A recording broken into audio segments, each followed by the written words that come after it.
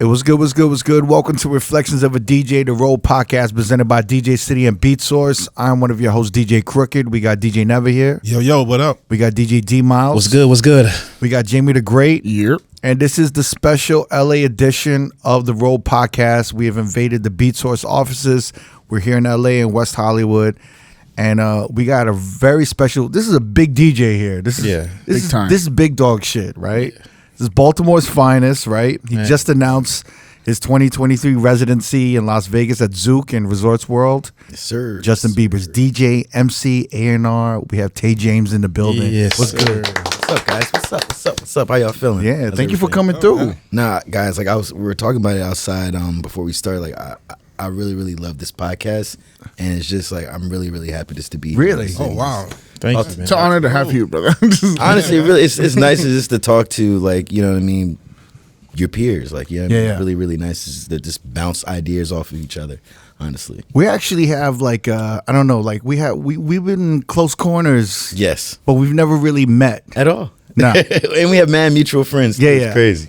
So like you DJ'd, you know Mark Barnes, right? Yeah. You DJ'd at Love in DC. Yes, sir. And you DJ'd at the Park. Mm-hmm. And I DJ'd at the Park, but I was probably like I DJ'd after you. No, we just DJ'd 2 different days. Did we? Because I was doing more like, you were doing like the open format night. I was doing Saturdays. Yeah, and I was doing like the college night or the Thursday. Because you were still in college when you were DJing at Park? Yeah, well, I got the Park job in summer 2007. My friends, like a couple friends of mine that I went to school with, they dropped out and they started promoting at Love, and they had such a following and they were able to create such a dope party that it went from being at Love went from giving them 1 floor of their college night to now you guys have the whole club. So they started doing like a college night Saturday at Love nightclub, and literally, it's so many colleges in the DMV area, from DC, Maryland, and then you got like Virginia. Yeah. And you got like Southern Virginia, which is like the Hampton, Virginia Beach. But then you also have like Northern Virginia, like, you know, American University. You got Georgetown. There's so many different schools. Howard, Hampton, you know, George Washington. George Washington. So many different schools, even small schools too, that, you know, there was really no party for people to go to. So the college night was such a big thing back in the day. They don't even really do that no more. But it's like 21 to drink, 18 to get in. Well, I want to talk about Love. This is Love. Yeah, I want to talk about this because I don't think people realize how big this club was. Yeah. It was impactful. Because I've heard look, like Mark Barnes is a legend in DC, right? Yeah. And then Love was just known as that club. Yeah. As that just insane, like you were telling us earlier, motherfuckers from New York were coming to DC. Yeah. To go to Love. And it was called Dream before that. And Dream, that's right. And Dream was even crazier than Love. Like Dream was where all, you know, like I said, Hey Ma video, Cameron, Diplomats was filmed at Dream nightclub. It's the same, and they changed, like I forgot what happened, but they ended up having to do a name change, and they switched it to Love. And that has its own history as well. But I just imagine, like, all right, so doors open at 9. So what they'll do is they'll before they open up any of the floor, the first floor has to be packed. Mm-hmm. So they just wait for that to be packed. And when you know, there's a DJ down there playing, he could, you know what I mean, he's killing it first floor. But when, like, you know, 10:30 hits, everyone from the first floor is going up to the second level, and now all floors are open by that time. So each floor is like a different vibe. Like they might make the 3rd floor reggae, they might make the 4th floor like all R&B, or, you know what I mean, they might change the DJs, they might have like house music going on. It's just different. Who was the dude at that time? Who was the DJ at that time? Because when I was going out to Park, Quicksilver was the man. Yeah, so it's like when I being from Baltimore and DC were so separate at the time. Yeah, it was only an hour away from each other, and like you could literally take one highway and you're straight there. You know what I mean? Mm-hmm. Straight shot to DC, 295, right? It was 2 different sounds too. So you had Go-Go, which was DC, right, and like all the affiliated counties and cities that were in Maryland that were closer to DC affiliated themselves with DC. Northern Virginia, because DC is literally a part of land that's Maryland and a part of land that's Virginia, and they made it a district. It's not even a state; it's just a district. Mm-hmm. So like, you know what I mean? So like the land, like, you know, the areas that are close to whatever is what vibe you would go to. So the counties and the cities that were closer to Baltimore listened to Baltimore club music, which is equivalent to Jersey club or Philly club. You know what I mean? So that it was just two different vibes. So like it was just two different scenes. So the Baltimore club or the Baltimore club DJs stayed in Baltimore, right, and just played those clubs, and the DC DJs stayed down. You know what I mean? It was just two completely different vibes, bro. You know what I mean? Like growing up, a Baltimore club was almost like the equivalent to a EDM club. You know what I mean? You'll go to a party, they'll play like an hour of the hits on the radio, and then it's an hour and a half, 2 hours of straight club music. And it's it's dance battles going on. It's all type of shit going on. It's just like you and your boys, you guys have your own little crew.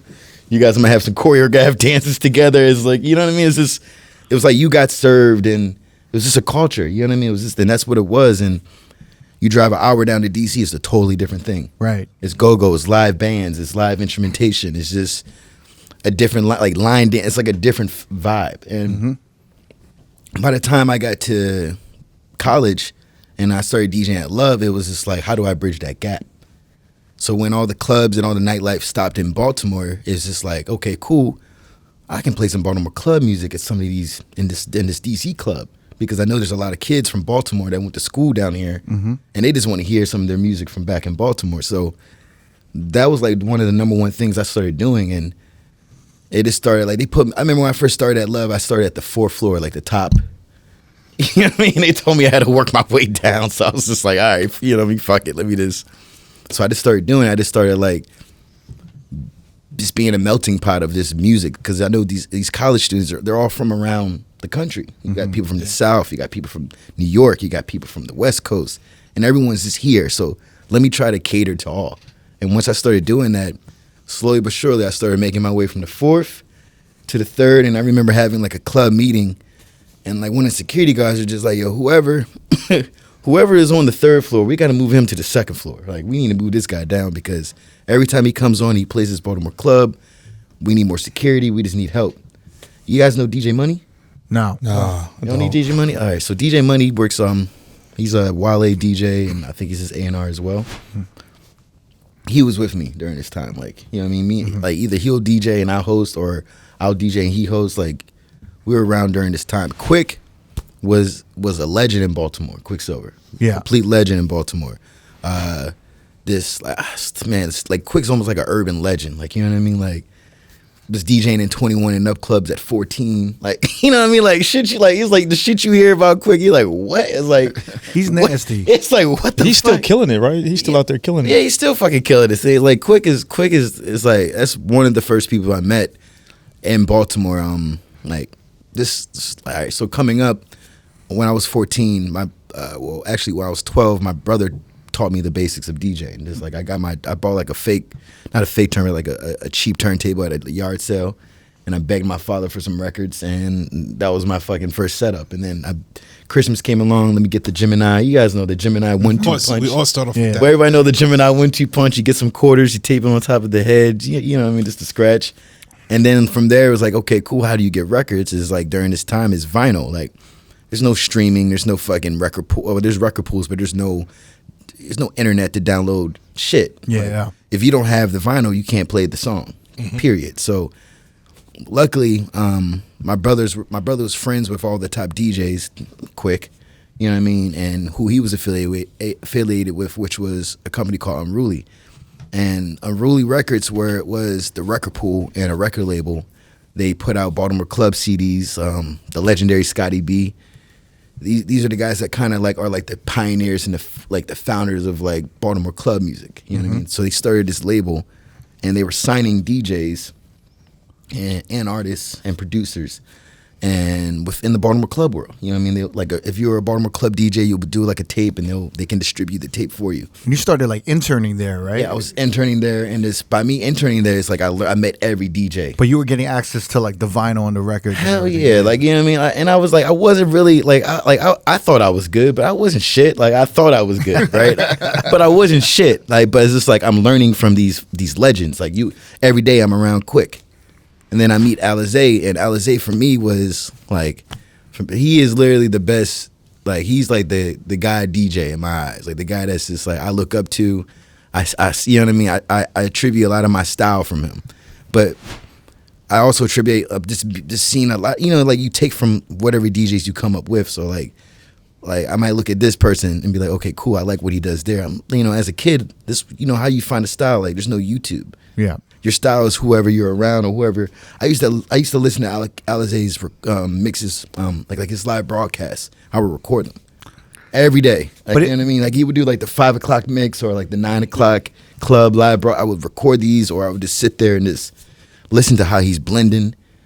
Or hear the crowd reaction in the background. Like, okay, cool, timing. Like, and then 14, 15, I actually meet the guy, and he was just like, yo, you should come with me to one of these. I'm like, come? Where? You want a Dream? I could come to Dreams. Like, man, Dream security's a little, I can't get you in the Dream, but I can get you in the H2O. So then I would just meet him at the radio, watch him do his set at the radio, and then he'll sneak me into the club. I'll carry the crates.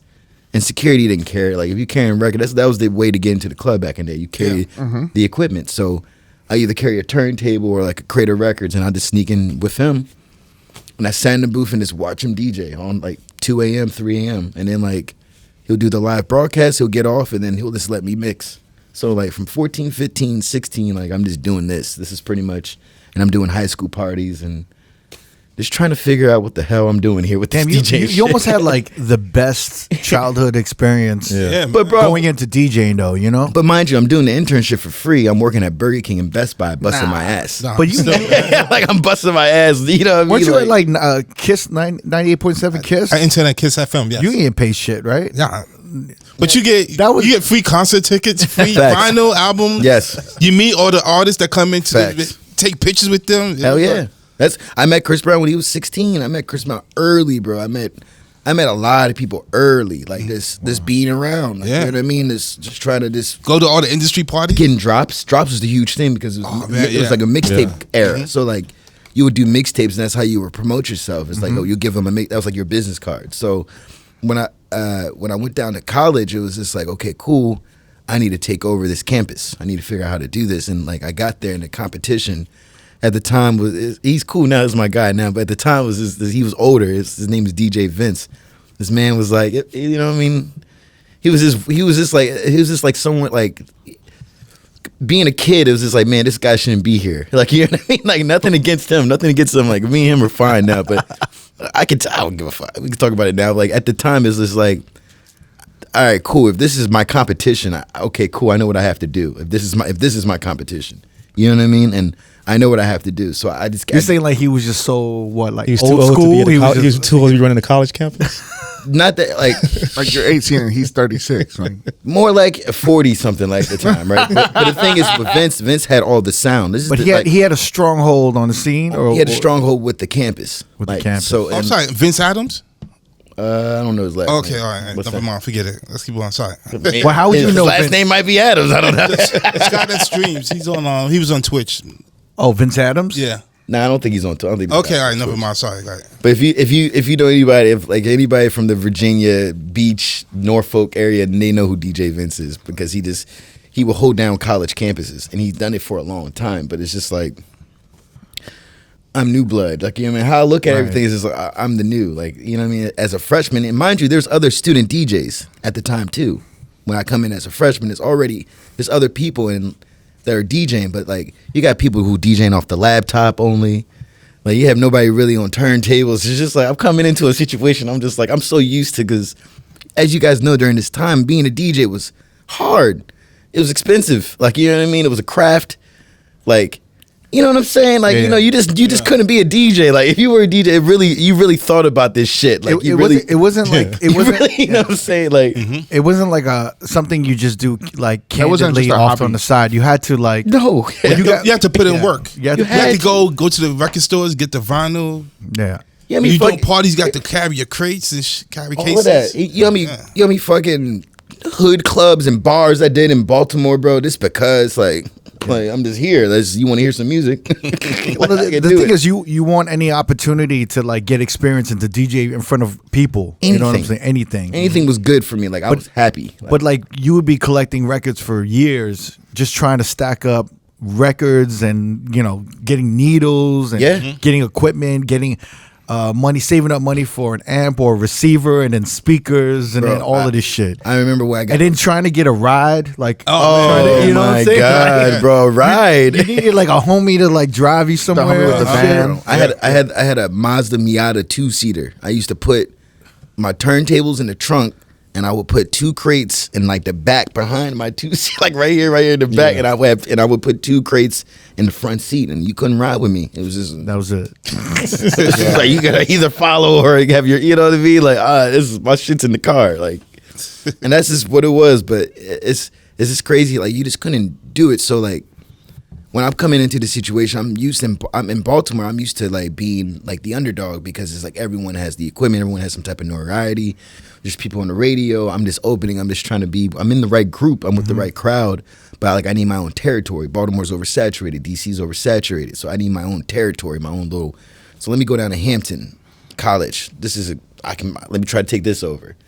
I came down there with a bunch of mixtapes, and that's what I started doing. It's just like, all right, who's DJ TAY James? And it's just like, oh, who has mixtape? Who does mixtapes? And it's just like, and you listen to the mixtapes, it's all the music you want to hear, some new shit you never heard of yet, some remixes. You know what I mean? There's different. What was on the mixtapes? What was popping at this time? What were you putting on there? David Banner Play was huge. That was my song. So it's like 05, 06. Yeah, 05, 06 era. So like I remember like I did a blend where I did Maroon 5, This Love, and I put it over David Banner Play.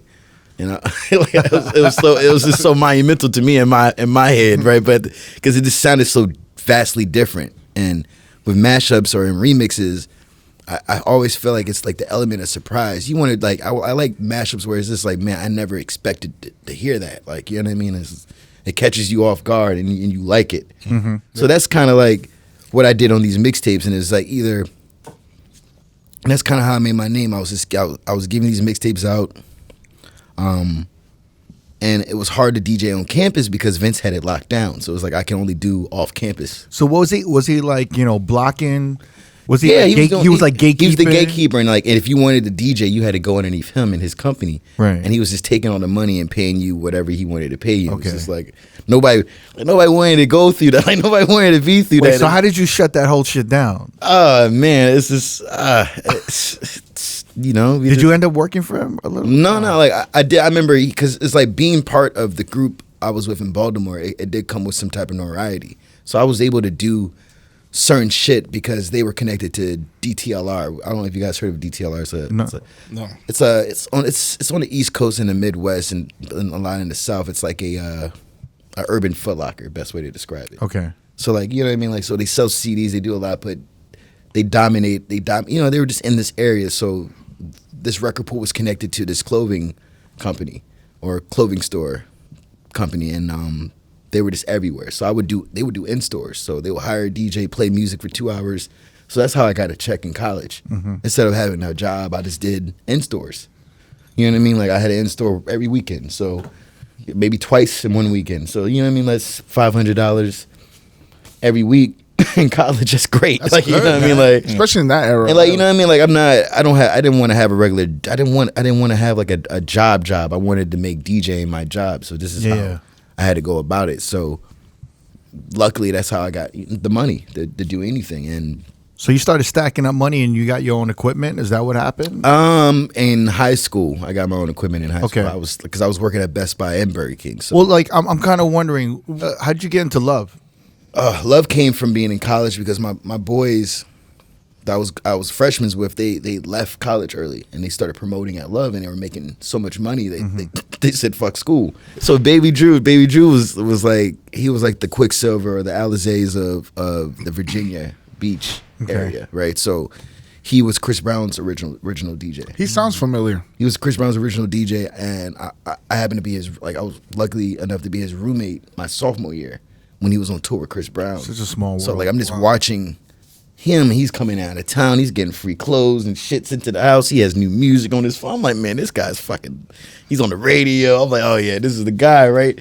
Mm-hmm. And this is like, and as a DJ, you're just aspiring to go to the next level. Just keep on going to the next level. So he's on tour doing that and being with Chris Brown. That's how I was able to get the Love club situation because they were using him and he couldn't come back off tour for the gig. So it was just like, yeah, we're just going to use Tay.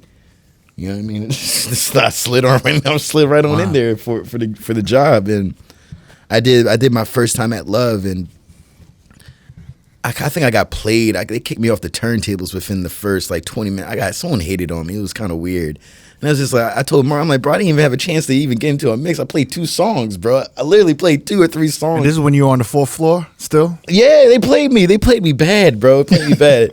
Actually, man, I take it back. No, I was on the 2nd floor the first time I ever, and they kicked me off. And then when I came back, they stuck me up on the 4th. Because they didn't trust you know what I mean? Right. And plus, my promoter friends, they only gave them a floor at one time. So. But you did, I mean, looking back, did you deserve that? Did you I didn't deserve it, but I'm happy it happened that way. Yeah. Okay, what song? Do you know what songs you played before you got kicked off? I played a safe record. If I want to play, I played like Jay-Z, Just Want to Love You. Like, I didn't even get into my mix yet. You know what I mean? I didn't even get a chance to get into a mix. Like, that's how quickly I got off. Right. He still paid me. It was just like, yo, I heard you weren't the shit. I'm like, damn, Mark, I only played 3 songs. Like, Wait, Mark? Mark Barnes said that to you? Yeah. Mark, if you don't know Mark will tell you what the fuck is going for sure. on. Mark will tell you what's on his mind. Yeah. You know what I'm saying? Like, he does not hold back. He don't give a flying fuck, and that's why I love him too. But he's like, yeah, I heard you weren't the shit, shorty. That's what he said. I was like, God. He wasn't the shit, shorty. I was like, listen, bro, I didn't even have a chance to. He's like, but by the end of it, Mark ended up putting you in the park, right? That was his 2nd club, right? Yeah, because I was killing Love. Love was my main residency, so I was at Love every week for years, and I stopped doing Love because even while doing Love, I'm doing DC clubs so at this point now I'm just like, okay, I'm about to graduate. I'm about to graduate from college. I started a blog. I had like a blog when blogs were huge called College Radio Music, and we were doing like editorials. We were what's it called again? Just doing mixtapes with them, and then we had a party at Love. So this was kind of like my play, and then that's how we were able to book Drake's first show in DC. This all comes from just being in this world. So in my eyes, I'm about to graduate college and then go to DC. And like, I'm asking Alizé, I'm talking to Quick, I'm talking, like, I need to be on the radio. And it is like, radio's oversaturated, man. I don't think you want to be in this world. And I'm just like, that's the next step after you've been doing college parties. And because this is, in my head, this is like a small-minded thinking. Like, I'm not thinking about coming out to LA. LA is the last place I was thinking about. I never even been on an airplane like that before. You see what I'm saying? Like, I want to say I took one flight in my life. Everywhere on the East Coast you drove everywhere. You know what I mean? Like, you drive 4 hours one way, you can hit 3 or 4 different states, and same if you go down south. So it's just like, for me, I didn't plan on doing that much traveling. I planned on staying in the tri-state area. I planned on trying to be on the radio. I planned on throwing parties, and that's kind of what I thought my life was gonna go towards. And I had an opportunity to DJ for Lloyd, and that didn't really work out. I tried asking my parents, can I drop out of college and go pursue this tour? And they said no. And I was just like, okay. And then, the conversation, well, we didn't send you to school to be a DJ. Like, all this shit happens. Like, coming up, you go through all this shit. Like, you start second guessing yourself, and it's like, man, like, you know what I mean? Like, what are you supposed to do? And the Bieber call happened 2 months after I graduated college, and it just happened so, like, it was supposed to happen. You know what I mean? Like, I don't know if you know. Like, well, you had like a blog, and you kind of discovered. Well, this is when Bieber was on YouTube, and you kind of discovered him on YouTube, right? I can't. My boy who was doing the blog with me, he posted something about Bieber, and he was like an acoustic cover he did. And I was like, man, he's like, man, this kid's gonna be like the next star. And I was like, okay, cool. I just started watching him, and then this goes into the back in your memory bank. You're not thinking nothing about it, and then I get a call from my boy. He was working with remember Sammy? On Bad Boy, the R&B. Exactly. So he dropped out of college to go be Sammy's tour manager or DJ, and his friend at the time was Usher's assistant in Atlanta, and this is when Atlanta was hot. Remember when Atlanta was like. Snap your finger. The 2000s. I'm just talking about Atlanta was like how LA was. Lil Jon. At one point, you know what I mean? Like Atlanta was just a place to be at. And it's just it was like a music mecca, which it still is kind of in a sense now, but even more at this time. So Usher's assistant knew my boy, and they were trying to just find a DJ that could be with this new up and coming artist. because they needed someone, you know, with a college background as far as like college DJ background and someone that could host. And they needed someone that could fly on his own because he's 13, 14, like a 13, 14-year-old DJ. You know, that means they have to pay for a chaperone on top of that. So they just wanted someone that could travel on their own. And that's how I got the call. I got the call, hey, could you DJ for Bieber? We can't pay you nothing. We can give you $50 per diem. And I was just like, I'm at Love making, I don't know. Yeah. You know what I mean? If I just want to do 1 day, if I want to do 3 days, I can make more, pay my rent. You know what I'm saying? Like, I have to give all that up just to do this. And I said, who's the artist? I said, Justin Bieber. I was like, oh, let me look this guy up again. I was like, oh, this is the kid. Yeah, let me try this out. Let me see what happens. God damn, That's bro. what I'm trying to tell you. This is when I'm talking about. This is before Baby. This is before all of that. This is when he was in front of that one museum just playing the guitar. That's like early. This is like he just came out with his first single early. Like this is his second ever live performance. So One Time was out already. Yeah, One Time, and One Less Lonely Girl, and Never Let You Go. Frank Ocean wrote that actually, which is crazy. But I do this show, and they're just like, if they like you, they're gonna keep you. And I'm like, all right, cool. So I missed my first flight because I don't know how to fly. I didn't know nothing about getting there. So I'm trying to tell you guys, I missed my first flight because I had no idea how to fly, and I didn't know how to be there by a certain time. And like I checked this bag. Like I brought this bag with me because I'm thinking it's like the movies, like. I'm gonna get there and then like we're on the road, like, you know what I mean? Like, oh, it wasn't like that at all. It was like I got there, Bieber came and him and the road manager came and picked me up from the airport, and me and him just clicked like instantly, just hit it off. We used to, like this fashion, just sports, basketball, like we were rapping Gucci Mane lyrics early back in the day. Wow.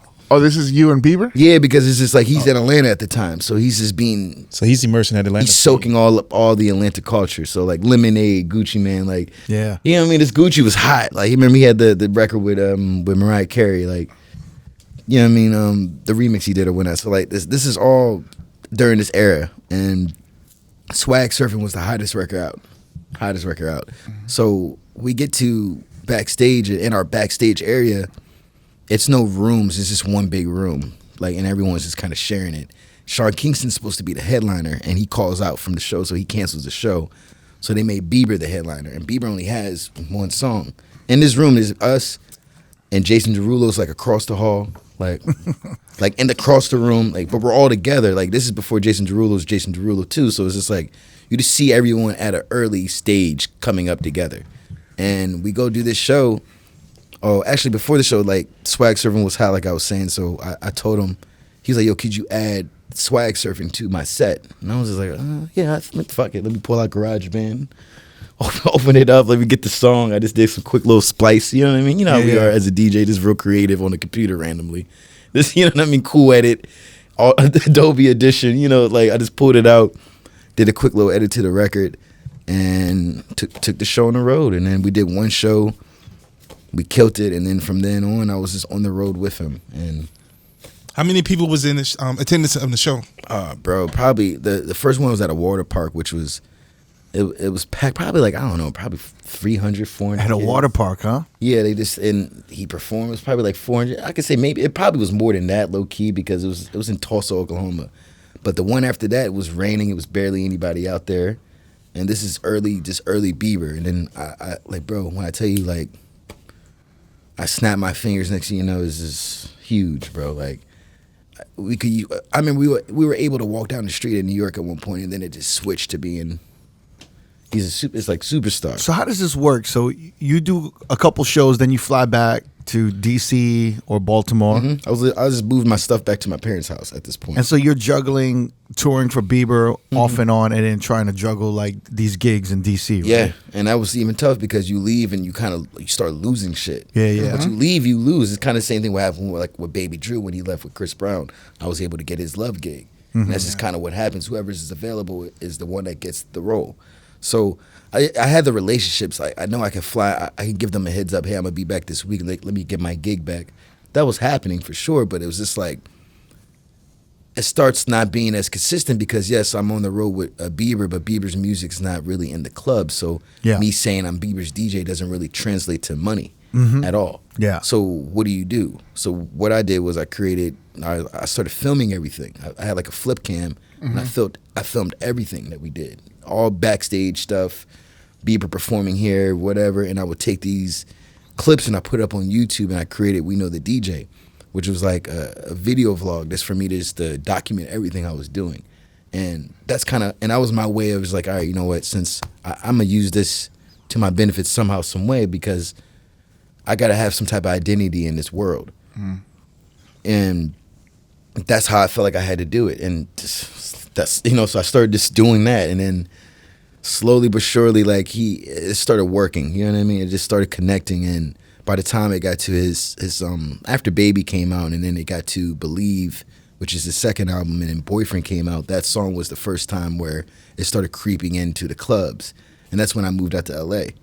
And so I was just like, all right, cool, so all right, we got a song that's in the club, LA sound is really, really big, so what can I do to stick out? So I took the Boyfriend acapella and I put it over Love Rant's Up. I beat the boogie. Yeah. So I took that acapella and I put it over that beat. And for me to break into the scene in LA, it's very, very, yeah, it's your Bieber's DJ, but who cares? What does that mean? You're a new DJ here. Okay, cool. So promoter, let me DJ for free. Put me on. Let me open up. Let me just DJ for free. If you guys like me, pay me next time. Mm-hmm. You know what I mean? Like let's take a chance. You know what I mean? You know what I mean? Like let's see what it is. So if they put me on for free, I open up for somebody, and I just played this remix, and then like the crowd reaction before the main DJ comes on is like I was able to start setting the party up for the next DJ. Which to be an opener is a talent, by the way. As you guys know, as all DJs, if you can open up for the next man, that's a talent. So that's all I was doing, is just setting it up for the next DJ, and then started getting paid $200 here, $300. I mean, you came to LA at the right time, though, right? Yeah, it was perfect timing. That's when all the everyone was moving to LA at that time. And Mustard, YG, everyone was just killing it. It was a lot of properties too. It was mad big. It was big clubs. There was lounges. It was everything. Like Hollywood was lit. West Hollywood was a scene. Downtown was a scene. It was just mad different. Because we always talk about that was like the resurgence of like the LA hip hop. You had Playhouse, Supper Club. You had Greystone. You had Emerson. Yeah. You have Colony. You have all this shit in 2012. So wait, from DC, was Bieber like, yo, I'm moving to LA, or you just decided to move to LA? Yeah, well, he moved. They all moved to LA, and I remember we came back from like the first big international tour, and I'm just at home in Baltimore, like, you know, whatever. I'm just here, like, you know what I'm saying? Like, he calls me. He's just like, man, where are you? I'm like, bro, I'm in Baltimore. He's like, why? And I said, I said, why am I here? Right? Like, why am I? I don't know why I'm here. Like, all right. So he flies me out, and I stay at his house for like 2 weeks, just trying to figure out what to do or where I want to live. Mm-hmm. I found Woodland Hills. I'm like, okay, cool. You live in Calabasas, 3X is up the road. Let me just move to Woodland Hills. Perfect. Let me just be near somebody I know. And that's kind of what I did, and I didn't know anyone out here besides him. So, like, when you were on tour in the beginning, you were doing like what, like? There's no clubs for me. There's no nothing for me. There's no nothing. There's me getting a tour check. You were stacking like your tour money. Like, how much were you getting at that time? Bad, bro. Shitty. Like worse. What? Like terrible. What? Like what? But you, bro, I don't even want. I cried my first tour check. Cried. Had a tear. What was it? Tear in my eye. How did they pay you? Monthly or weekly? Or no, per show. Guys, it's gonna sound so bad because it's like it was like the problem that happened was that at first they weren't considering me part of the band. The financial managers were looking at me as if I was like a independent contractor. Meanwhile, I've been here longer than everybody. Mm-hmm. Like, I auditioned the band, so it's just like I was there when the musical director got hired. So I've been here, like, I kind of watched all of this get created. You know what I'm saying? So the financial advisors at the time were trying to make it seem like, well, you're like an independent contractor. You don't do as much work as the band, but it's like I'm the MC. I'm hosting the show. I'm the only other person up there. I've been here longer. So explain the dynamic of this, like what it's you were doing. Like, you know what I mean? You were coming out. You were amping the crowd up. Amping the crowd.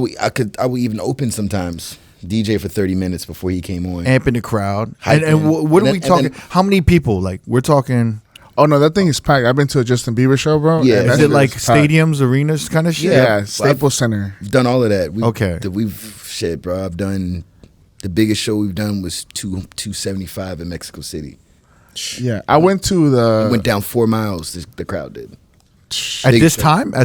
Well, this is Believe. This is the second tour. Right. Mm-hmm. by this time. So like I remember we were open. We did shows with Taylor Swift back in the day, which were stadiums. We would do those too. So at this time, like, you know what I mean, like everything's kind of ramping up. So I was able to get my check to a certain level, which I thought was cool before they hired a band. But when they hired the full production, a lot of responsibilities were taken out of my hand. I used to play everything. I used to play the music, scratch, set list, right? Set list, all of that, and then became more of a Pro Tools and all of that, which is what you need when it becomes a full production. So then I became more of a host, DJ if he needs me to DJ, or open up if I have to open up, and I would just scratch over whatever the band was playing, have solo moments. That's pretty much what my job was. So it just it was just like a struggle I was having, but at the same time, it's just like, do I want to jeopardize this job that I have? Like, I don't want to cause too much of a rumble because I don't want to lose this job. You know what I'm saying? Like, I like the job. I like the weekly check. It's cool, but I know I should be getting way more money. Right. And it's just, you know, being patient, having the right team, which I feel like a lot of DJs don't understand the importance of having a team around you, a manager. I didn't have really any of that.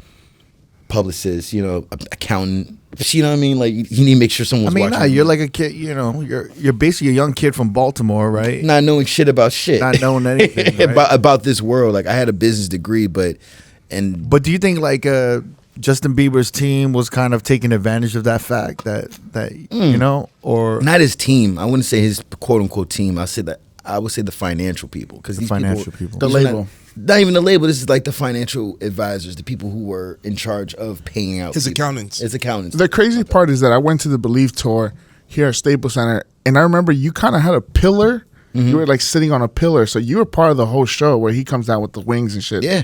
So I don't know how you're not taking account to be a key thing of the show. What is the standard pay for a DJ at that time? Guys, it changed. It switched up, right? It's crazy how this life works. So he caught wind of it, and when he caught wind of it, he was just like, no. Like, what happened? Like, did you end up telling him? Like, yeah, I got it. Like, I mean, me and him are that close that it's just like, in any situation, certain battles you just don't want to fight. Like, if it's something I can't handle on myself, I'm gonna try my best to handle it on my own. But if it becomes something where I can't do it and I need your help, then cool, help me in this situation. So you didn't want to rock the boat? No, because rocking the boat is also can make my job harder. But you're also like invested because you're a part of his whole journey, right? Yeah.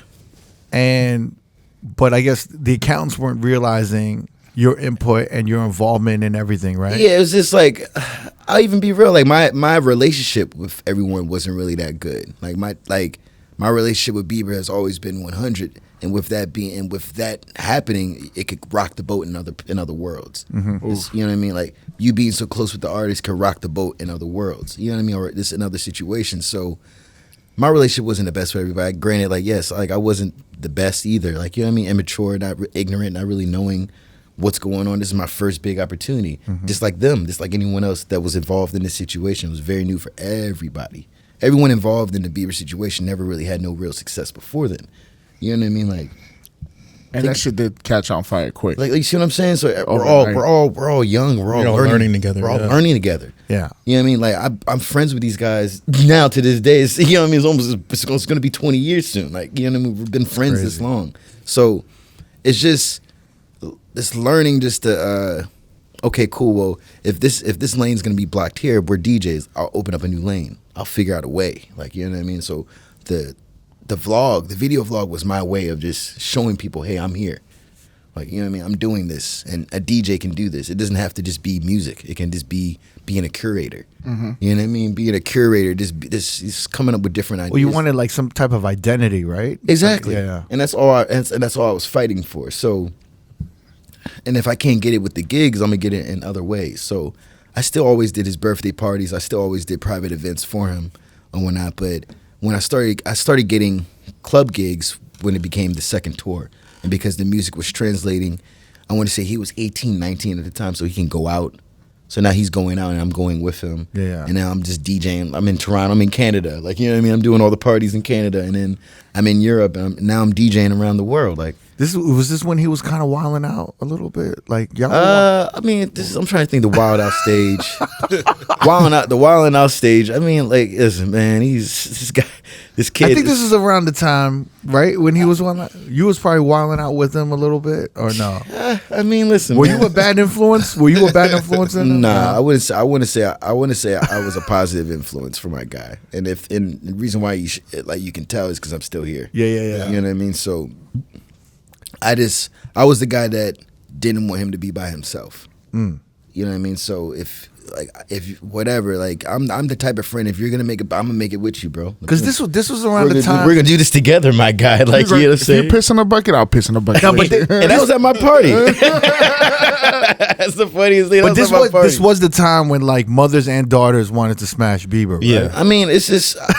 I'm just saying, like, it's an interesting time for everybody. Like, think about it. No, 'cause hear me out. Like, I'm coming from being a college DJ, like being in the clubs my whole life. Like, you know what I mean? So at one point, I'm thinking this is the top. But this is all happening so fast. It is, right? And for me, like imagine being in the DMV area, and I thought I reached the ceiling. And I thought this is the highest I can get to. And then I meet Bieber and realize I'm at the bottom. I'm a small dot here. Yeah. And then it's like, okay, cool. How do you do this? You know what I mean? Like, all right, going, like, bro, what? I remember DJing my first club overseas thinking I'm the shit and crashing and burning and just being like, what the fuck is going on here? Like, nothing's working. No song I'm playing is working. The hottest song in the States was not the hottest song in London at the time. Like, right. It took 4 or 5 months for that song to come on. Yeah. You know what I mean? It was, you know what I mean? And then like that, like, all right, cool. Now you have to be a DJ. Like, now, like, I started just linking with DJs around the world and just, what are you guys playing? This is the song. Okay, cool. Boom. All right. Can you give me a list of songs, or can you give me a Dropbox or a folder or something? Can we trade records? That was big back in the day. Like, you plug in your hard drive and you guys would just trade records. You know what I mean? Like, that's what I had to start doing. And I pride myself in having such an international connection, because, you know what I mean, I'm one of the few DJs that DJ regularly in the States and DJ regularly overseas, consistently, like in Australia and Singapore and Japan, you know, middle of Asia, like Europe. Like, I have, you know what I mean, like one of my favorite clubs is in Vienna. Like, you know what I mean, like I made these relationships and I'm able to DJ everywhere, and that's kind of what I wanted to do. Like, that was the main goal, being able to, you know, leave your imprint somewhere. You know, yeah. So you go to a LA, right? And you're in LA. You're trying to break into the scene. What happened? Nah, I'm processing what happened. Go ahead. I like how he threw Vienna. We're like, I was like, why? What? What's going on over there? Yo, Vienna got the craziest club. It's called, really? Yeah, it's called VIP. Is lit, bro. And we can talk about that later. Yeah, but LA. Wait, what do you mean later? Yeah, sorry. I mean, like, imagine going to a club and like you pull up and it's nobody outside. You're like, this is gonna be some bullshit, right? You're walking down the hall. I'm talking about, you open that door up and you can see the sweat on the walls. You're like, oh, okay. Oh, it's life. It's crazy. It's SpongeBob opens the pack door. wall to wall. I'm talking about pack wall to wall. Wow. And they want to hear everything. They know everything. Like it's like an eyes wide shut party, or what? No, like it's lit. I'm just saying, like, no. The funny thing is, I've done one of those before. This shit crazy. I'm sure you have. I have no doubt. No, I have no doubt, Tay. I'm sure you have done that. LA was for sure a learning experience, because it's just like, okay, cool. It's like, one, you have to humble yourself, because there's some DJs that I'm opening for that I know I'm better than, but I need to humble myself just to get into the scene. And then I have to wait until one of you guys can't do it or can't make it, and they're gonna hire me to do the whole gig. And that's kind of what it was. You know? So even at that time when you moved here, yeah, being Bieber's DJ didn't matter at all, right? No. And then it started mattering when his music started translating more into the hip hop scene, right? Or just hip hop, or just in the club scene, like, you know, Where Are You Now, or like the boyfriends, like I was saying, like, or him going to the club. It started translating when, okay, cool, he wants to go out. Where is he going? Let me DJ these parties. So that's kind of what it was. And then that's the private party circuit. That's when people were just throwing house parties, and you would just bring the turntables over and just DJ there. And that's kind of how I made the Toxic. Remember Toxic Day Party? Yeah, I was gonna say. I mean, I was those are the shits back in the day. On Saturdays, everybody was there. That was the party, bro. Ain't that, like Rihanna was there, Drake was there, everyone was there. People forget about this party. It's daytime. That was the party. That was the very dangerous on BT weekend. Very dangerous. Very dangerous. But very fun. Very fun. I had a question. How did 2 Chainz end up being on Boyfriend? Because I felt like that made it more playable in some of the hip hop spots. I mean, but 2 Chainz was popping. Yeah, that's what I'm saying. Because I feel like without it, I still couldn't play it in certain rooms. When 2 Chainz hopped on, see, that's I was why, like, okay, I can play these in some. That's why I did the remix with the Love Rants, because then I can mix both of them, and I knew ladies liked the Boyfriend falsetto part. Right, I knew that. So all they needed to hear is over a beat that they see. Like. Boyfriend is an interesting. You know what I mean? Like, yeah, Boyfriend was an interesting record because it was still like we were still looking at Bieber like a kid, right? Mm-hmm. So when we were playing this, it was almost like, are we playing like a Bow Wow record? Right. You know, it's kind of like a crisscross. I mean, yeah, it's kind of like we weren't sure if this is like if we could play this in the club. When 2 Chainz hopped on it, we were like, all right, we could start playing this shit. On fire. On fire. That was after I'm Different, right before Mercy. Yeah. And he just kind of, it was like he almost validated it, right? It was a perfect cosign for like a grown club because, I feel like all of these childhood stars, they started as kids. They have a tough time crossing over that weird period where DJs are like, should we be playing this? Like, are grown folk listening to this shit? You know, he had As Long As You Love Me with Big Sean, which was like that was a fucking first record, number one Rivnik record. So like he had records like written by Babyface on this album, which is that was a good album, and we toured extremely well. But during this process is when we started working on journals. So we were making journals while on the road for Believe. So while we're doing Beauty and the Beat and all these records, he's on the tour bus working on journals. That shit was fucking. You see what I'm saying? So like and then he had the vision of let's drop this while I'm on tour, like. I love the way he dropped it. He dropped his singles every week and shit like that. And bro, when I tell you, no one wanted to support this project, bro. I tell you, they were looking at us like we were crazy. It was just like this shit is fire. All that matters still. This shit is fire. It is just like you can tell. It's just like because like they couldn't. People didn't really understand at the time because it's just like you see Beauty and the Beat. You know what I mean? You see pop, Nicki Minaj. But then you hear All That Matters, and you're like, how is this the same artist? And I just attribute that to him. Like he was just really he had the foresight. You know what I mean? He just had the vision. He just knows. And that project I feel like is one of the reasons why he's been able to transition so smoothly. Is that Frank? Sorry. Yeah, I'm trying to figure out who's breathing hard. But it's him. That's my what's up, man? He's comfortable on that couch. Yeah, he's out. Grow it up. My bad, guys. No, it's all good. I didn't even hear the breathing. I was just you like, didn't? No. I'm like, is it me? I'm holding my breath. I'm like, but yeah, I mean, that's kind of how I got into my A&R space, was doing that. Were you a big part of the journals stuff? Yeah, as far as just that's when I got my first taste of being A&R. Wow, this is like strictly. I'm looking at the track list right now. Strictly R&B and hip hop artists. Yeah, even R. Kelly is on there. Yeah, bro. And that was like we have a record with Future early. Yeah, you know what I mean, and that's Chance the Rapper, that Confident record did early. Went bananas. And this is early, and this is what we did. Gas Pedal remix, same era. You know what I mean? Like, yeah, he has some. That's when the hood was embracing. Was there any pushback with you getting involved like that? As far as being A&R? Yeah. What's it called again? At this time, probably. At this time, a little bit, only because it's just like you're usually that role is given from the label. You know what I mean? Right. It's usually a label role.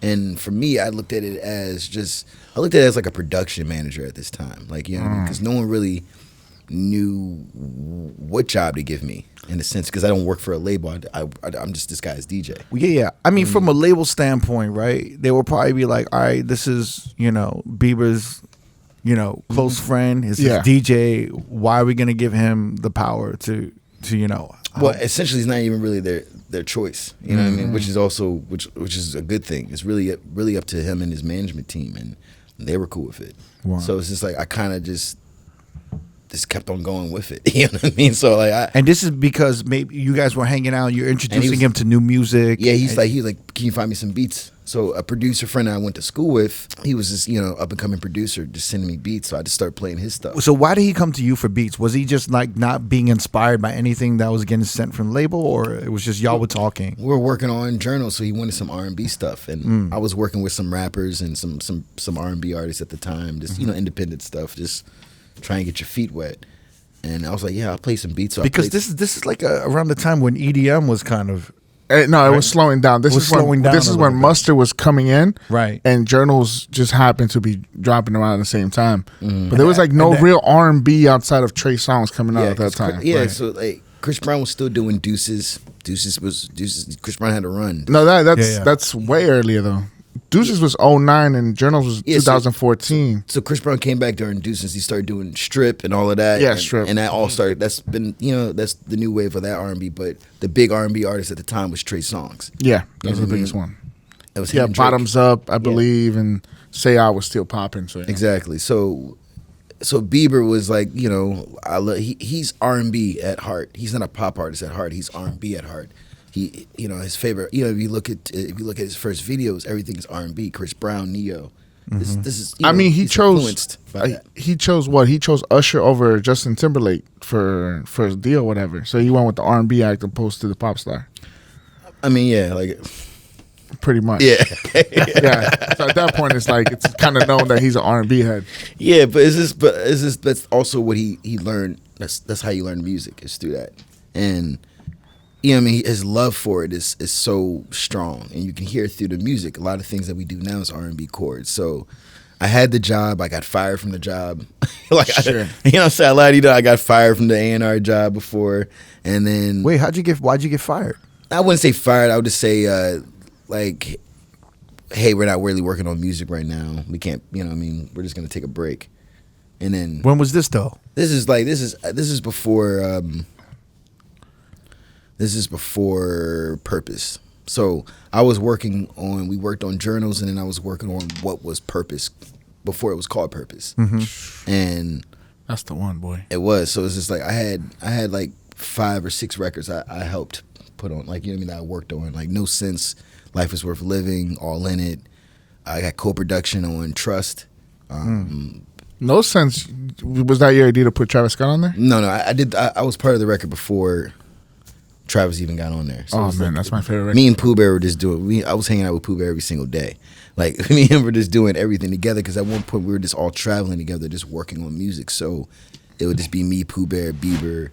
I remember I connected Bieber and Amigos for the first time in Atlanta a long time ago. Wow. And this is during that era where it was just like, it was an interesting time in his life. And for me, it was an interesting time in my life too. But we all had a common goal: let's just make good music. So we didn't know it was going to be called Purpose at the time. Yeah. We just started working on these songs, and then like a break happened. It was like a year break where nothing was really going on. I kind of fell out of communication with Justin. You know what I mean? I didn't really know what was going on with the music. I just kind of went back to DJing. You know what I mean? So I went back to Playhouse. That's when I got Playhouse. By this time, I got to Playhouse, and Playhouse was this is like my love. You know what I mean? Like I had to find another residency. So I got to Playhouse. I'm doing that. I'm doing Supper Club.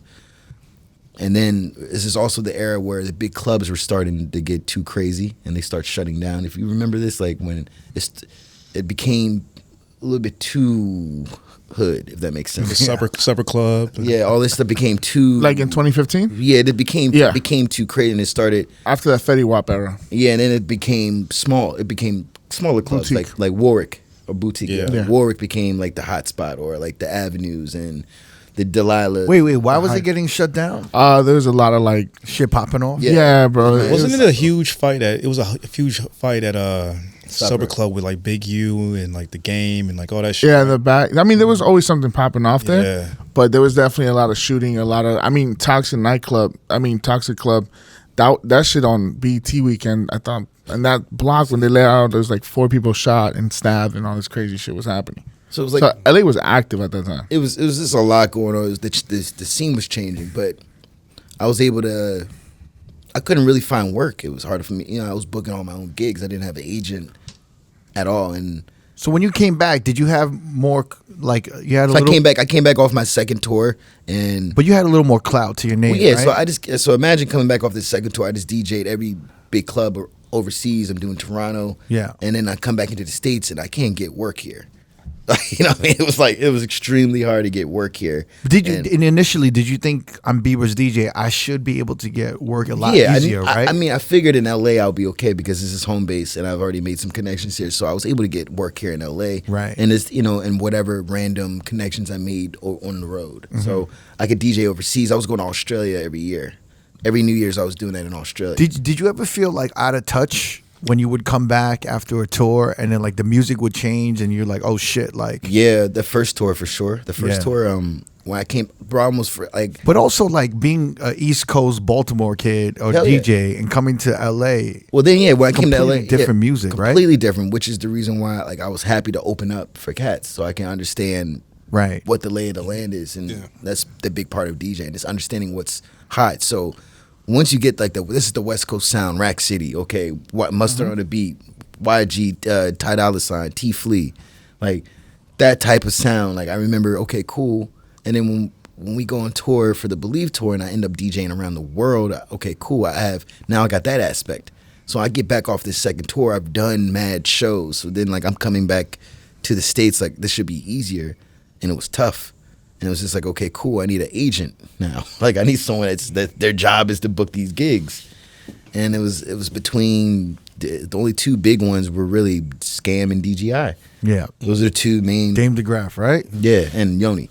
Yeah. Shout to Yoni. That's my brother. That's my manager. Yeah. So he was friends with Igor, who had a piece of Playhouse. Right. I remember fucking Igor. My brother Igor. So Igor was the guy that was just like, Tay, you're special. You need an agent. Like I can. It's only so much bookings I can do for you. Yeah. You know what I mean? But you need an agent. So I'm gonna introduce you to Yoni, and then met Yoni, and we just started doing business together. Did you have an identity crisis being a teen pop stars DJ but still being hip hop at heart? Yeah. Because it's just like, even to this day, you'd be surprised the amount of people that look at me be like, you work with Bieber? Yeah. But you must and I've been there the whole time. You never thought about like, let me reform this approach and be like, let me go to the more open format, top 40 clubs up top, instead of going to the toxic supper club and Playhouse? At the time, like now I'm an open format DJ. I consider myself open format completely. You know what I mean? Yeah, because I can. But I don't think you had, maybe at that time you didn't have the market to cross over to an open format room, right? I didn't really have the market for it, nor did I wasn't really looking for it, if that makes sense either. I only started really caring about open format is when I started DJing in Vegas. That I was like, okay, I need to get to this open format set. Right. I need to get right at that. Well, that's when you need that set, like that Vegas big room energy. Yeah. You got to like. Shit used to petrify me. I used to be so fucking scared. Yeah. Of this. And it's just like once you get the swing of it, or once you do well at one room, you're like, okay, cool, I can translate this in other places. Mm-hmm. And that just goes with crashing and burning. You have to crash and burn, like you have to. That's part of learning. You must have had a lot of haters though, right? I get hate all the time. I love it. No, but like, like people hate on me now. But you know how like there's nothing worse. There's nothing like worse than a working club DJ. And then Bieber's DJ comes over and tries to get a residency. Like, who's this month? Or tries to get some gigs. Yeah. Hey, you know what I'm saying? That was like that happened for sure. But at the same time, it's just I realize if all right, with most DJs, is real recognized real, right? You know what I mean? All right, this guy can actually have some type of talent. He got some skill. You know what I mean? You see that, okay, cool, whatever. Or if there's a mutual respect or a mutual friend in between us, then okay, cool. Yeah. But then you got them guys who are just fucking straight up hating. Doesn't matter what I do. Yeah. They're just hating. It's just mad. It's like, all right, bro. I can't help you with that. Shit. What was your first Vegas gig? First Vegas gig was Pure. Remember Pure? Yeah. Pure nightclub. Yeah. The Pure nightclub. I crashed and burned. My boy. What's my Ryan Wellman? Yeah, Wellman. Yeah, Wellman's my dog. He was behind me the whole time, looking at me like, wait. Hey, did he open for you? Yeah, he opened for me, and then he got done. He's like, wait, what year was that? Pure. It had to have 2012, 2013. He's like, yeah. I think Pure closed 2013, like fall. Or wait, what year did you do it? Believe tour. Oh shit! So it's 2012, 2013. Yeah. Oh man. He was like, yeah, your turn. You say Webman was like hating on you? He was just not hating. This is it's Wellman. This is my dog now, so it's like we can talk about this. He said your turn. Now you. And then he's just looking at me like this the whole time, like he's not even like, yo, you should maybe play this. Nothing. He's just like, yeah. I'm just like not knowing what to play because I don't know Vegas. I don't get it. Like, yeah. I didn't understand it. I wasn't really. I don't even think I was in a record pool at the time. Like you feel me? I'm just downloading music just to download. Like. iTunes and shit. Like I didn't have edits. Like I didn't really know nothing of this world. You see what I'm saying? So you're like, kind of out of touch because you were just tour, and then like those sets are so small. Like if I'm opening up, I'm playing fucking OMG Usher. Yeah, you playing Black Eyed Peas. Arena music. Yeah, arena music. This is the extent of open format I'm playing. You know what I mean? Like this type of shit, and then. The parties I was getting were small room clubs sometimes, nothing really huge. The one big club I was doing in Toronto was Music, which was a huge room, and they just wanted EDM in house. And anytime I would spin, they would allow me to play hip hop because they know Bieber might pull up. He wants to hear hip hop. He don't want to hear EDM here. So I just kind of like you kind of just learn how to play rooms by just taking these experiences. You know when do you think you felt your most confident that you were able to hold down like any room? I'll say before the Purpose tour, probably, because by then I've already DJed. Like I was already DJing in Australia. Like I was DJing in Europe. I was doing a bunch of different rooms. It's like 2015, 2016. Yeah, like I was doing a bunch of different rooms already. And then, like I said, I had the Playhouse. I had West Coast lockdown. So I was doing, LA, San Diego, in between Arizona. I was doing those gigs. And then I was having my occasional Vegas clubs. And when I started doing that is when New York, like Marquee, like, Live nightclub in Miami, which is a great, my first time doing Live was, it was so like, yeah, you're doing Live tonight. What? It was like, all right, I'm doing Live tonight. You know what I'm saying? Like, we flew down there just for like a mini vacation, and he's like, yeah, we're going to go to, me and Bieber, he's like, yeah, we're going to go to Live. I'm like, all right, cool, we get to Live. You want to DJ? David Grumman's like, yo, you want to DJ? Yeah. I was just, exactly. I was like, okay, Dave, you know what I mean? But you was good with Live because it's hip hop, right? So this was not hip hop night though. This was it wasn't a Sunday. That wasn't Sunday. It was like a Tuesday, whatever. And I'm coming in on someone's set, like this is their set. Yeah. I'm stop. I have to do. I think it was at the time when Wednesdays was big. They had like a Wednesday party. Yeah, it was something. Yeah. It was not their regular. Like it wasn't like a Friday. It was like an industry Wednesday or some shit. It was something right? like that, but it was packed though. It was packed, and Bieber just came up there and performed "Sorry." So we just did that. I played a couple songs, like 30 minutes, and then we got done. That was like my first time DJing there. So it was just, hey, here we go. I knocked it off my bucket list. But then me and Dave became cool, and now I still DJ at Live. But that's the main thing is just building the relationship. It's more. Half the time, it's not about the talent. It's just about, do these people even want to work with you? These people want to be around you. They like you. Do they like you? Like, you know what I mean? Everyone's DJs now. Everyone got the same music. Everyone got the same edits almost. Why do they want to book you? You know what I'm saying? Like, why? Because it's like they like you. People have to like you first. You can't be an asshole anymore. Mm-hmm. Do you feel like what do you call it? I've been telling a lot of people that likability is outweighing ability a little bit more than usual. Like, to a certain degree. People want to work with people they like, and that's cool. Because think about it. Especially after the pandemic, right? Because everyone's looking out for their homie, or like, it's kind of like, if I got to give a job, I'm going to give a job to my boy or someone I know, so they ain't struggling or whatever. Keep the money in the circle, yeah. I mean, that happened as well, and I feel like...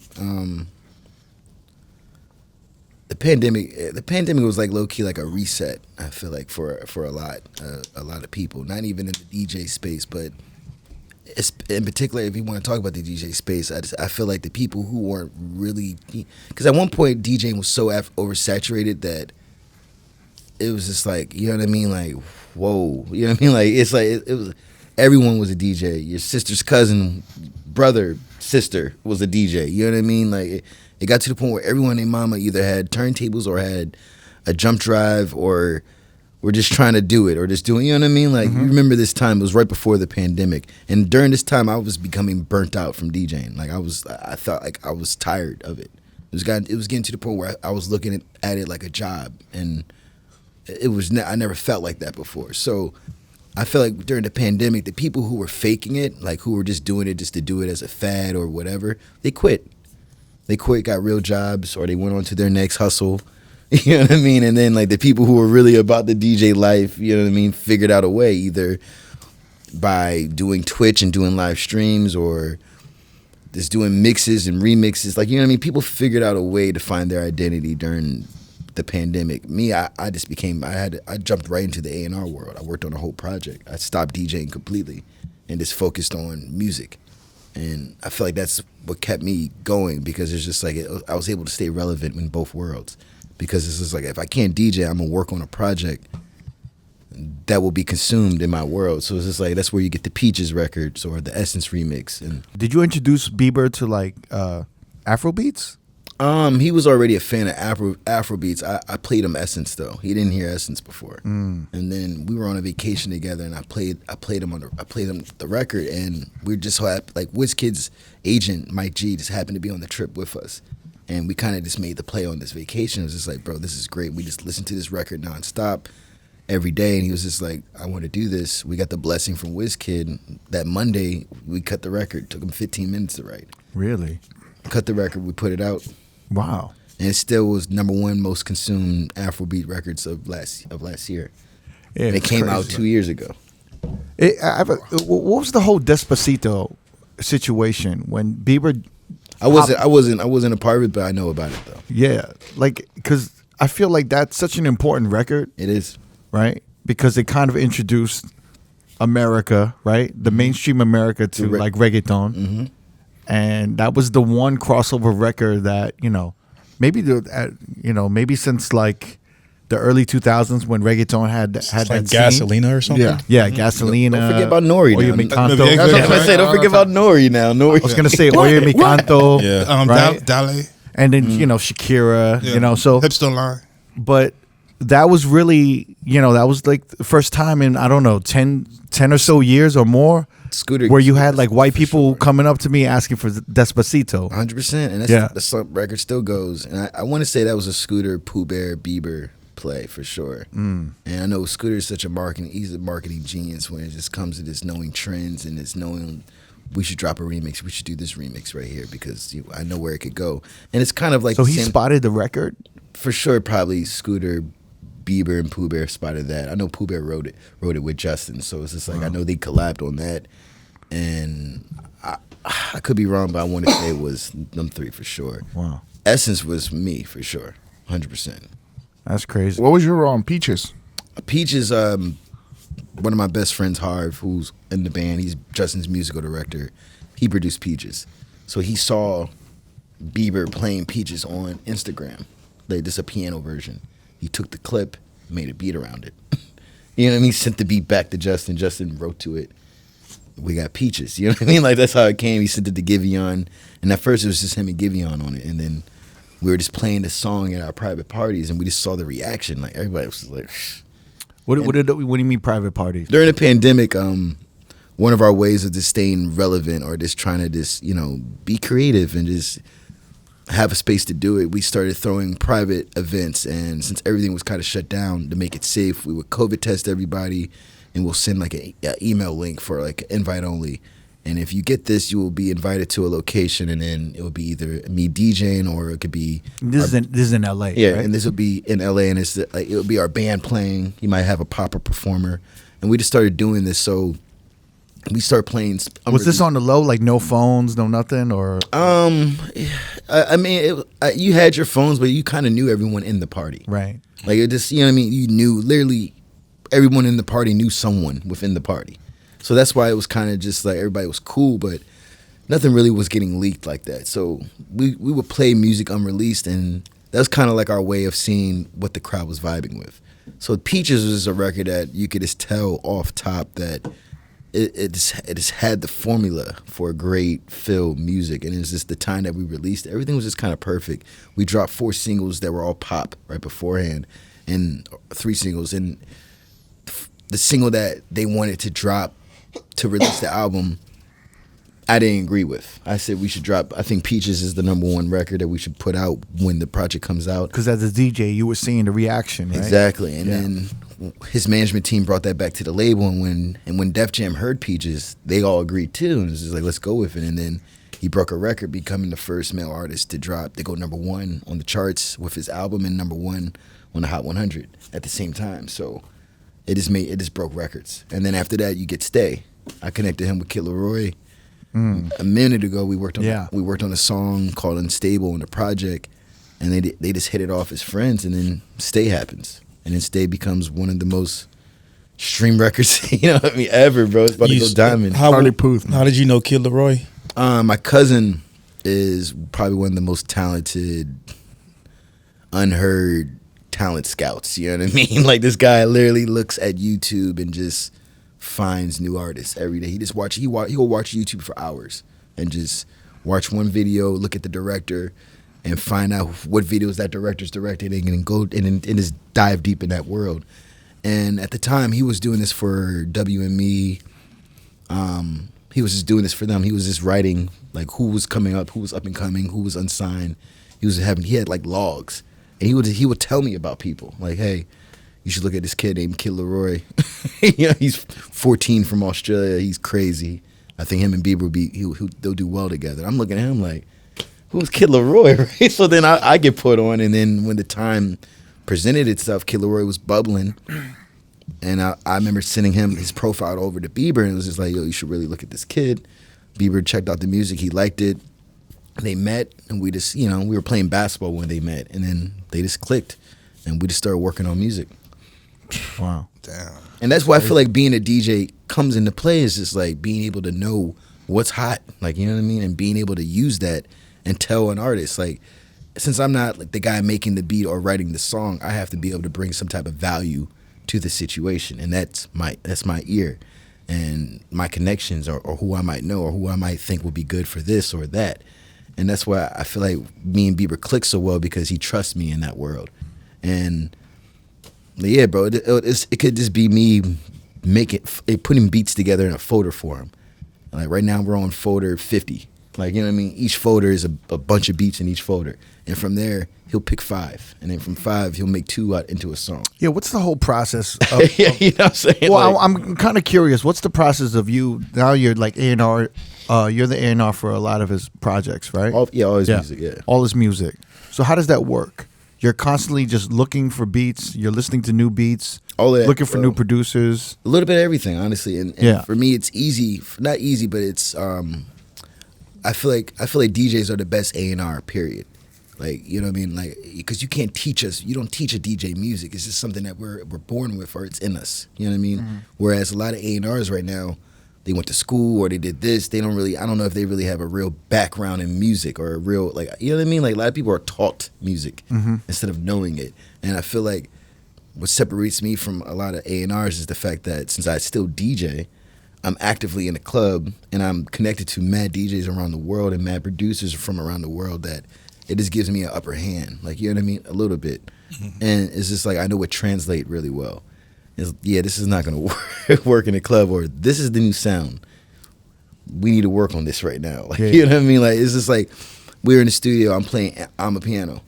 Like, you know what I mean? I got 2 records cut with Justin over I'm a piano. Like, you know what I mean? That we're holding for whenever we might. Yeah, like, this is just the type of stuff that we're on. This is the type of stuff I'm on.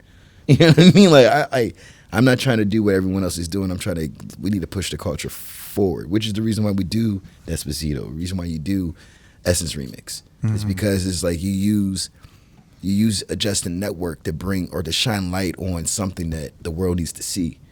You know what I mean? Like, a lot of people, we like, I caught some flack. People caught some flack with the Essence Remix, but if you look at the well, there was like on Twitter, right? Yeah, if you look at the bigger picture of what that did, now we shot a whole line on Afrobeats. You see what I'm saying? Like, that was the purpose of it. You know? Well, like on Twitter, there was like pushback because people were like, "I like the original." Hey, I love the original too, but this was also the time of like appropriation, right? And then I feel like, so why is this white boy doing? Yeah, there goes Bieber. There goes Bieber. Yeah, but at the same time, like, I feel like if you get the blessing it'd be one thing if WizKid wasn't like, hey, don't do this, or we didn't talk. That wasn't approved, or this wasn't approved, or if we didn't have conversation with the, you know what I mean? But we did all of that. He came on and performed with us at Made in America. So we went through the proper steps to do this. And what he does is what Justin does, which is why I love him.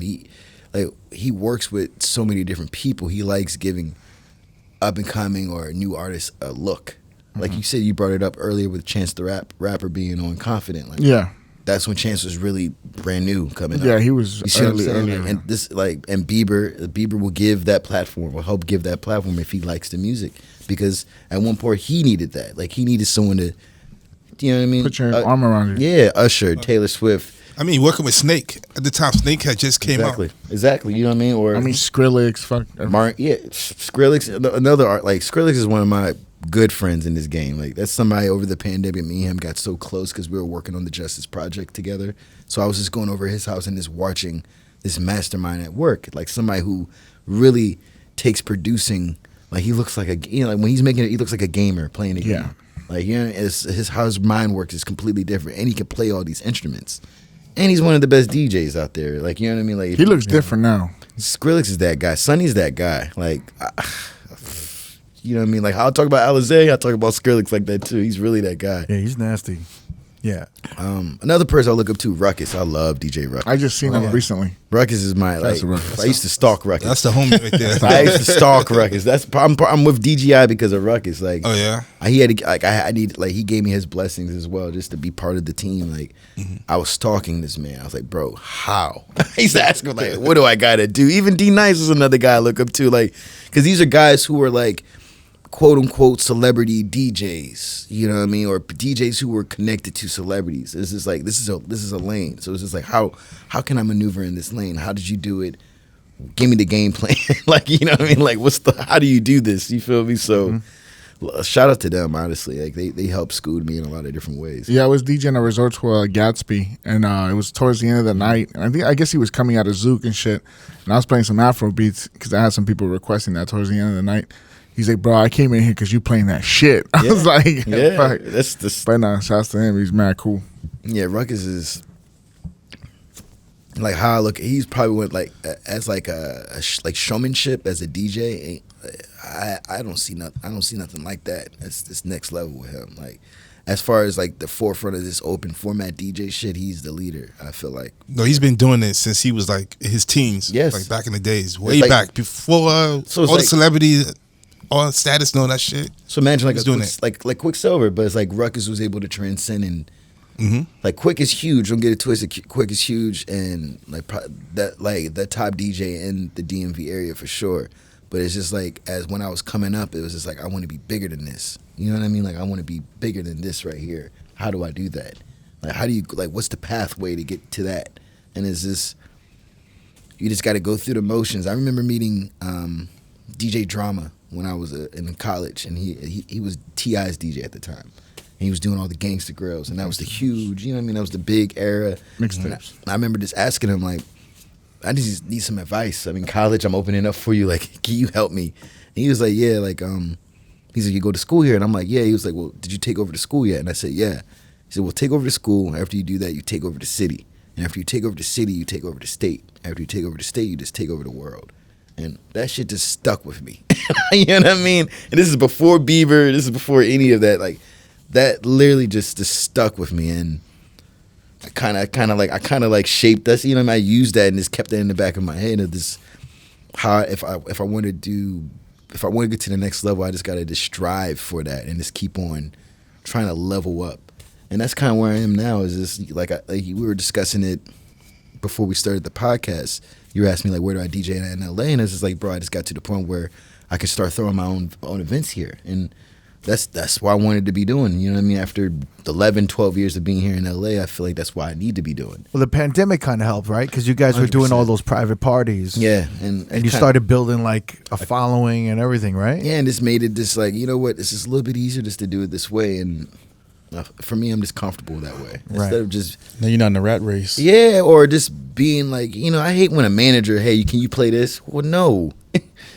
You know what I mean? No, why? But like, or someone they played it. No, this is my party. You're gonna get the experience you're gonna get here in LA. This is what you're gonna get. Well, like, now you have you're like a promoter DJ at this point, kind of a little bit. In a sense, yeah, in LA for sure. And then you have this like really cool Bieber crowd following, right? It's a mixture of just all of our crowds because our band is they're so dope. They're all great musicians and producers in their own right. Yeah. So that also taps into that world too of this live instrumentation, which is what we've been doing. So like we did Journals Live for TikTok and we shut down TikTok. So like our band is just super, super tight and we do our own shows. So we'll do this with him not even pulling up or anybody from that world pulling up and it just be our world. Wow. You know what I mean? Like, or like Bun B came and did one for us one time. Like he flew in for one of our band members' birthday, Harv, who did Peaches. It was his birthday. Bun B flew in and did a set.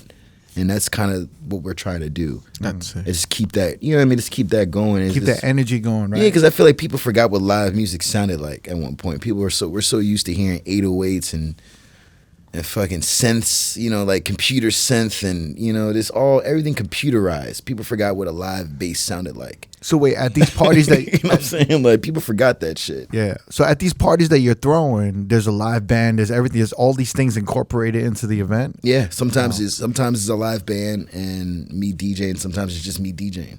Or it could be me and a drummer. Wow. Do you have a name for the party? And no, just be our band name, We the Band. So it just be We the Band night. It could be We the Band Halloween or whatever. We try to do one once a month. So you have this leverage now. You have this reputation. You have this following now. So in LA, right? Our party at nice guy Kodak Black got shot outside of it. That was my party.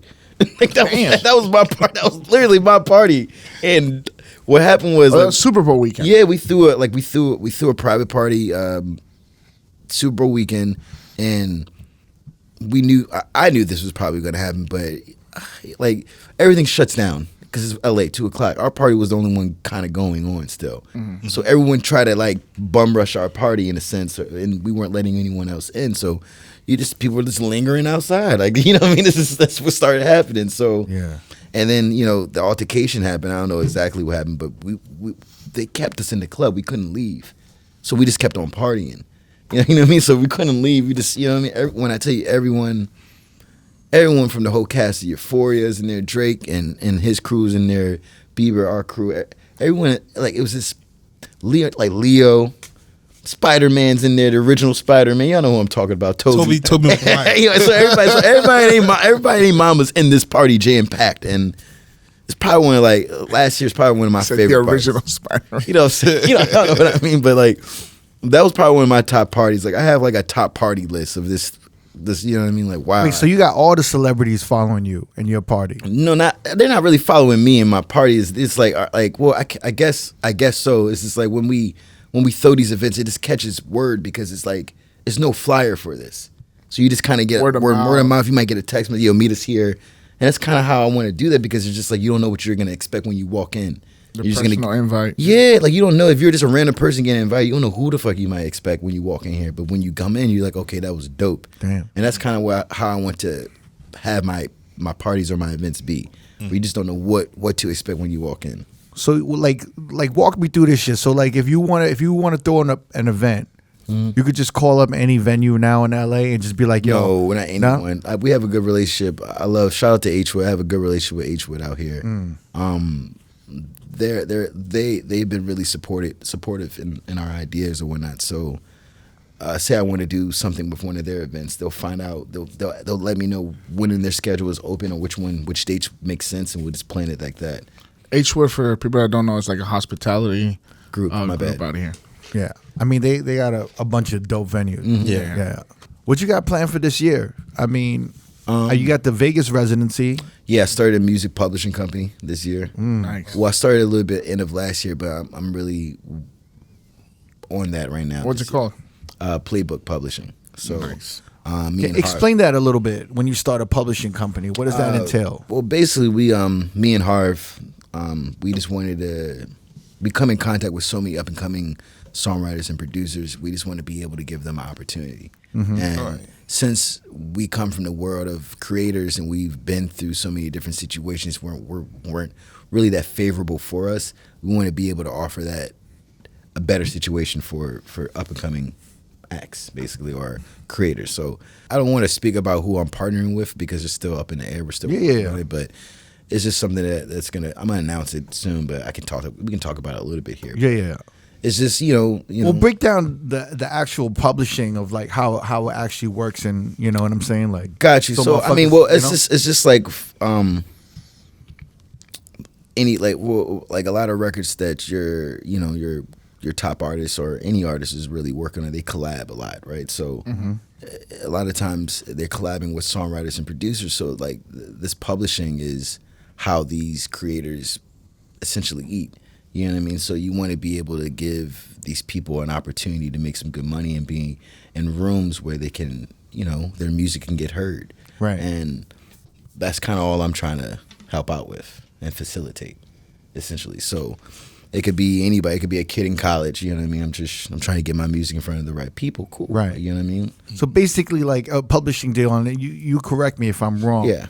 Is you're finding talented producers and writers, and we you're invest we invest in that talent. Yeah, you invest them so that you might give them, a certain amount of money to just focus on their craft full time. Exactly. And then in return, you're getting you're getting their music or their beats or their lyrics to the right artist. Like for example, you might have a kid who might have a relationship with like a SZA or something like that. Yeah. And he's